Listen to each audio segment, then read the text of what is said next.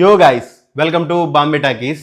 నారి నారి నడుమ మురారి ఈ సినిమా ఒక సడన్ సర్ప్రైజ్. అంటే లాస్ట్ బెంచ్ స్టూడెంట్ ఎగ్జామ్ లో సడన్ గా ఫస్ట్ ర్యాంక్ వస్తే ఎలా ఉంటుందో, లాస్ట్ లో రిలీజ్ అయిన సినిమా కంటెంట్ లో మాత్రం ఈ సినిమా ఫస్ట్. అన్ఫార్చునేట్లీ ఈ సినిమాకి ఎక్కువ థియేటర్స్ దొరకలేదు.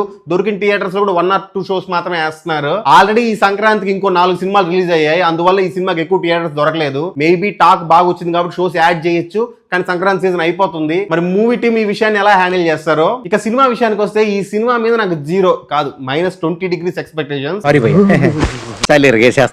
అసలు ఎక్స్పెక్టేషన్స్ లేవు ఈ సినిమా మీద. కానీ సినిమా చూసాక వావ్. ఈ వీడియో చూస్తున్న వాళ్ళు please subscribe Bombay talkies, like, share and comment your opinion. And hype అని ఒక ఆప్షన్ ఉంటుంది, అది క్లిక్ చేయండి. మీరు కామెంట్ సెక్షన్ లెఫ్ట్ కి స్వైప్ చేస్తే హైప్ అని ఒక ఆప్షన్ ఉంటుంది, ప్లీజ్ డూ హైప్. ఈ సినిమాలో first of all writing excellent. అంటే వాళ్ళు అనుకున్న మెయిన్ కోర్ పాయింట్ నుంచే చాలా హెల్దీ కామెడీ జనరేట్ చేశారు. అంటే కామెడీ కోసమే బలవంతంగా కొన్ని సీన్లు రాసుకొని క్రింజ్ గా ప్రజెంట్ చేసి ఫోర్స్డ్ కామెడీ జనరేట్ చేయకుండా చాలా న్యాచురల్ కామెడీ జనరేట్ అవుతుంది. ఎప్పుడైతే మెయిన్ స్టోరీకి తగ్గట్టే కామెడీ జనరేట్ అవుతుందో అది ఆటోమేటిక్ గా స్టాండ్ అవుట్ కామెడీ అయిపోతుంది. ఆడియన్స్ బాగా కనెక్ట్ అవుతారు దానికి. ఎలాంటి ఫోర్స్డ్ కామెడీ ఎక్స్ప్రెషన్స్ లేకుండా, వల్గారిటీ లేకుండా చాలా మంచి హెల్దీ కామెడీని జనరేట్ చేశారు. జనాలు అయితే పడి నవ్వుతున్న థియేటర్ లో. ఎన్నో రోజులైంది నేను అలా చూసి జనాలు అంత భయంకరంగా నవ్వడం థియేటర్స్ లో. ఇక ఈ సినిమా ఫస్ట్ హాఫ్ లో జరిగే స్టోరీ లైన్ అది మామూలు జనరల్ స్టోరీ లైనే, మనకు తెలిసిన స్టోరీ లైనే.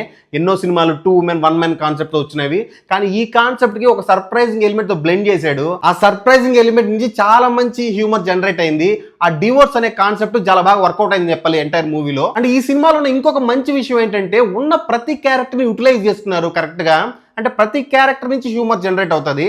ఫర్ ఎగ్జాంపుల్ మనం అనగనగా ఒక రాజు సినిమా చూసామంటే ఓన్లీ నవీన్ పోలిశెట్టి మీద మాత్రమే ఫోకస్ ఉంటుంది, రైటింగ్ అంతా ఆయన మీదే ఉంటుంది, రిమైనింగ్ క్యారెక్టర్స్ కానీ స్కోప్ ఉండదు. కానీ ఇక్కడ ప్రతి క్యారెక్టర్ కి స్కోప్ ఉంటుంది. ప్రతి క్యారెక్టర్ ఆ సైడ్ నుంచి వాళ్ళు హ్యూమర్ జనరేట్ చేస్తారు. ఎస్పెషల్లీ నరేష్ క్యారెక్టర్ ఎంతగా పేలిందంటే థియేటర్ లో ఆ ఫన్ నిజంగా ఎంజాయ్ చేయాల్సిందే థియేటర్ లో. ఎప్పుడైతే స్టోరీ నుంచే కామెడీ పుడుతుందో ఆటోమేటిక్ గా ఆ కామెడీకి ప్రతి ఒక్కరు కనెక్ట్ అవుతాడు.